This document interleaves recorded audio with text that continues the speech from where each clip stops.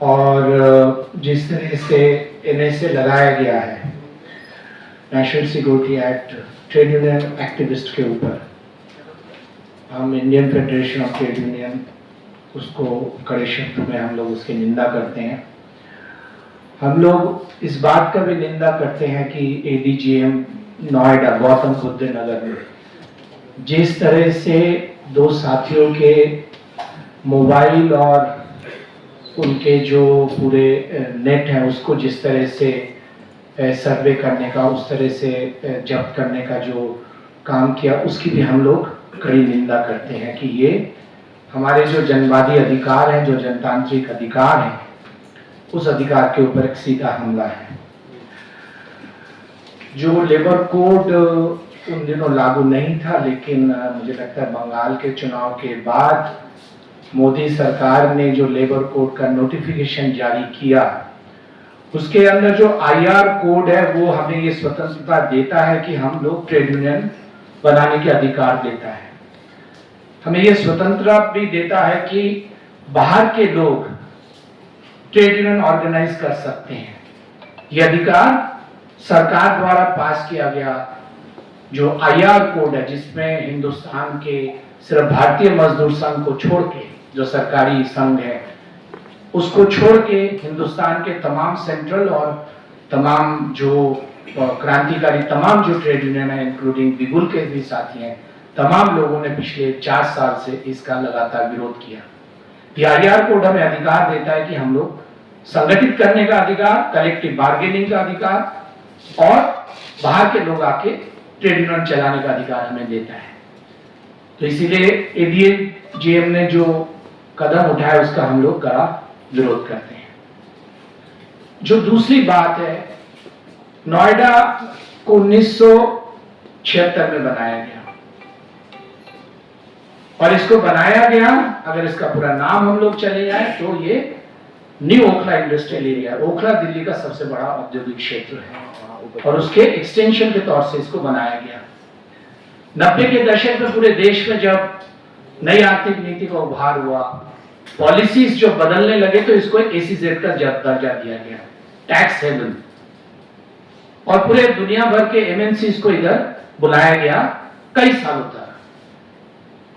हमने ओखला के अंदर देखा सैकड़ों इंडस्ट्रीज नोएडा में शिफ्ट किया, क्योंकि दिल्ली नोएडा में शिफ्ट किया, मानेश्वर में, गुड़गांव बेल्ट में शिफ्ट किया, क्योंकि दिल्ली और इसके अंदर का वेतन का जो फर्क है वो बहुत ज्यादा है, 1.5 गुना का फर्क है। स्पेशल इकोनॉमिक जोन से किया गया टैक्स हेवन। दिल्ली का बड़ा उद्योग, खासतौर से गारमेंट्स उद्योग, यहां पर शिफ्ट हुआ। नोएडा कोई नई बात नहीं है कि नोएडा में इस तरह का है। 2012 में नोएडा के होशियारी कॉम्प्लेक्स सेक्टर 2 में 5 फैक्ट्रियों के अंदर बहुत बड़ा हंगामा हुआ, क्योंकि उनको जो वेतन मिलता था 12 घंटे का शिफ्ट, ऑफिशियल शिफ्ट नहीं है, आईआर कोड में 12 घंटे, 10 घंटा आया है, लेकिन ऑफिशियली 12 घंटे होशियारी कॉम्प्लेक्स में काम कराया जाता था। 2012 में उसके अंदर हंगामा हुआ। 1990 के दशक में जब नोएडा बस रहा था, मिड ईस्ट इंडिया कंपनी में इफ्टू के कार्यकर्ताओं को खुले रोड के ऊपर गोली मार दिया गया। तो नोएडा कोई औद्योगिक मालिकों द्वारा, प्रबंधकों द्वारा जो हमला है उसका कोई नया रूप नहीं है। यह है कि इस बार बवाल बहुत ज्यादा है। 1912 का मैंने जिक्र किया, हम लोग 2026 में बैठे हैं।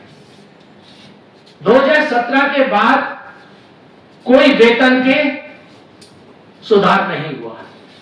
दिल्ली के और नोएडा के वेतन में 7,500 का फर्क है। क्या सरकार को इस बात का, क्योंकि मिनिमम वेजेस एक्ट कहता है कि हर 5 साल में वेतन का रिवीजन होना चाहिए, क्या सरकार को यह लगा नहीं कि मिनिमम वेजेस का होना चाहिए? और जब गल्फ ऑयल क्राइसिस, तो एक सवाल है, लेकिन क्या 12,000 13,000 में ये गुजारे लायक वेतन है? आप दिल्ली और नोएडा का फर्क कर लीजिए, आप चाय का फर्क कर लीजिए, खाने का फर्क कर लीजिए। जो ढाबे में बड़े, उसकी बात नहीं करो, साधारण मजदूर जहां पर खाना खाता है, अब नोएडा के इर्द गिर्द में तमाम गांव में चले जाइए, कुलेश्वरा हुआ, वागला हुआ, तमाम गांव में चले जाइए, 2500-3000 से नीचे आपको कमरा नहीं मिलेगा। तो दिल्ली और नोएडा में क्या फर्क है? तमाम ट्रेड यूनियंस की मांग रही है कि एनसीआर में एक जैसा वेतन होना चाहिए, गुड़गांव में एक जैसा होना चाहिए। गुड़गांव और दिल्ली में क्या फर्क है? लेकिन वेतन में 7000 का फर्क है, 6500 का फर्क है। और रीचा गारमेंट्स कोई पहला सवाल नहीं है। दिल्ली में पहली बार जो धारा 308 लगाया गया, महिला वर्कर के ऊपर लगाया गया, मायापुरी में रीचा गारमेंट्स के ऊपर, दिल्ली में पहली बार ट्रेड यूनियन एक्टिविस्ट के ऊपर अटेम्प्ट टू मर्डर लगाया गया, मायापुरी में रीचा गारमेंट्स है। ये लोग पुराने पापी लोग हैं। रीचा गारमेंट्स मानेश्वर में भी है, रीचा गारमेंट्स इधर भी है, पैरापाउंड्स ओखला में, मानेश्वर में, नोएडा में, तीनों जगह है इनकी।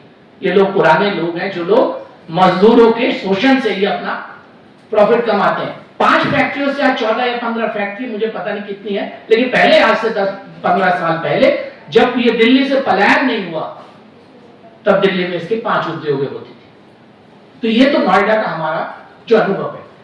फरवरी के जो पीएफएसएल सर्वे है, पीरियोडिक लेबर सर्वे जो है, उसमें उसके जो आंकड़े हैं वो आंकड़े मैं शेयर करना चाहता हूं।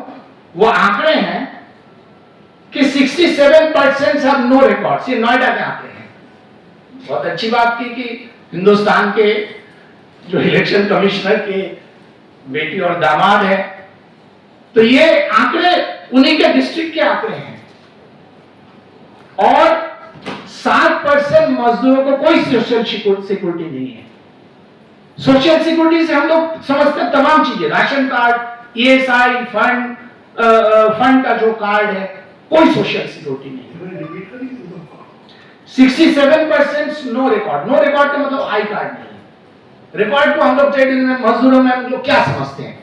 हम लोग समझते हैं उस पर आई कार्ड होना चाहिए, जो प्राइमरी चीज है। हाजिरी रजिस्टर, हाजिरी का होना चाहिए कि मैंने 6 दिन काम किया है। क्योंकि जब फैक्ट्री में आग लगती है, जो बवाना में जब आग लगी थी तो 35 चाय अंदर गई थी। मैं ऑफ द रिकॉर्ड में जा रहा हूं, 35 चाय अंदर गई थी बवाना में, जो फैक्ट्री में आग लगी थी, जिसमें बारूद की फैक्ट्री थी। लेकिन कॉम्पेंसेशन 21 को मिला, चाय 35 कैसे गई? क्या मजदूरों को 2-2 चाय पिलाई जाती है? क्योंकि कोई रिकॉर्ड ही नहीं है। और बस्तियों के लोगों का तो लाश को उठाकर, क्योंकि फैक्ट्री के पीछे नाला, नाले के अंदर लाश को उठाकर फेंक दिया गया और अगली बार लाश नाले को भेज दिया गया। तो इसीलिए जो सबसे न्यूनतम, जो मिनिमम होता है वो है कि आई कार्ड या एक हाजिरी कार्ड। तो 60%, 67% से नो रिकॉर्ड्स। ये मैं पीएफएसएल सर्वे फरवरी, और 7% नो सोशल सिक्योरिटी।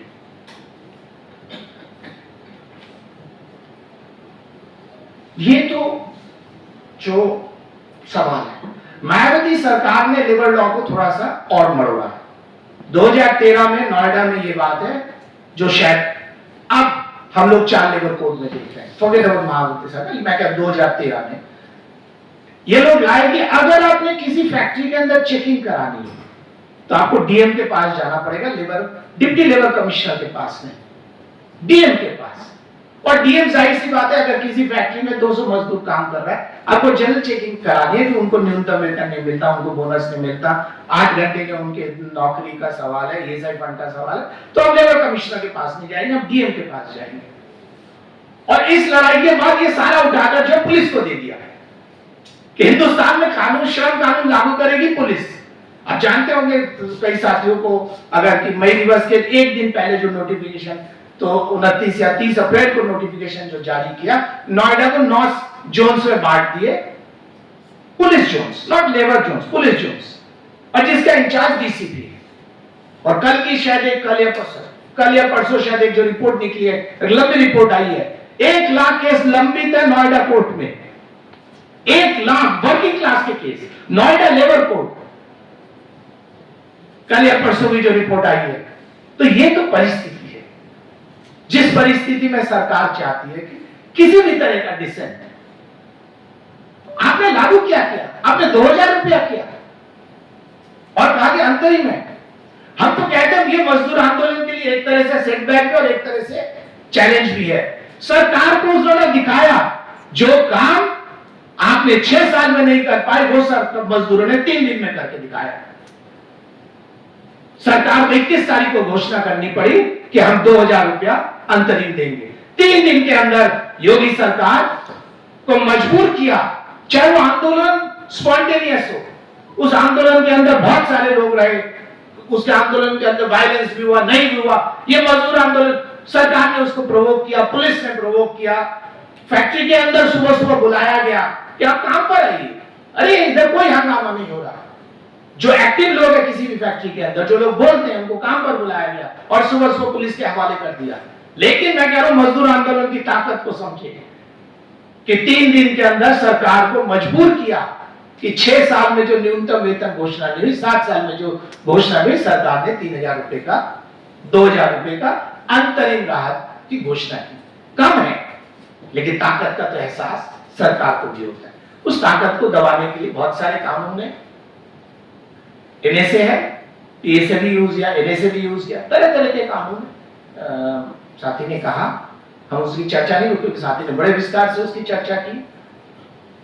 और इस परिस्थिति में हम लोग इफ्टू क्या मांग करते हैं? हम लोग मांग करते हैं कि जितने एक्टिविस्ट हैं दोनों सेक्टर, खासतौर से नोएडा में 100 से ज्यादा जेल में है, 7 लोगों के खिलाफ केस है, नेशनल सिक्योरिटी एक्ट भी है, मानेश्वर में भी 7 लोग हैं, इन सभी को रिहा किया जाए और ये झूठे केस वापस लिए जाए। दूसरी मांग है कि पूरे देश भर के अंदर एक मांग उठी है, तमाम ट्रेड यूनियंस की मांग है कि 26,000 न्यूनतम वेतन होना चाहिए। एक 26,000 की वेतन की मांग, वो लागू होनी चाहिए। नोएडा में जो रिपोर्टें हैं कि आज भी कुछ फैक्ट्रियों में लागू हुआ है, लेकिन नोएडा में आज भी ज्यादातर फैक्ट्रियों में न्यूनतम वेतन लागू नहीं हुआ है। जो सरकार ने जो घोषणा की उसको लागू नहीं हुआ है, उसको सख्ती से लागू किया जाए। ईएसआई फंड और ये जो सरकार जो कानून को खुद कहती है, जो 4 लेबर कोड है, हम लोग उस 4 लेबर कोड से सहमत नहीं होते, लेकिन तो सरकार का कोड है, तुम अपने कोड को अपने इलाकों में, नोएडा में लागू करिए। मैं इफ्टू की तरफ से मैं यही बात को आप लोगों के सामने रखना चाहता हूं।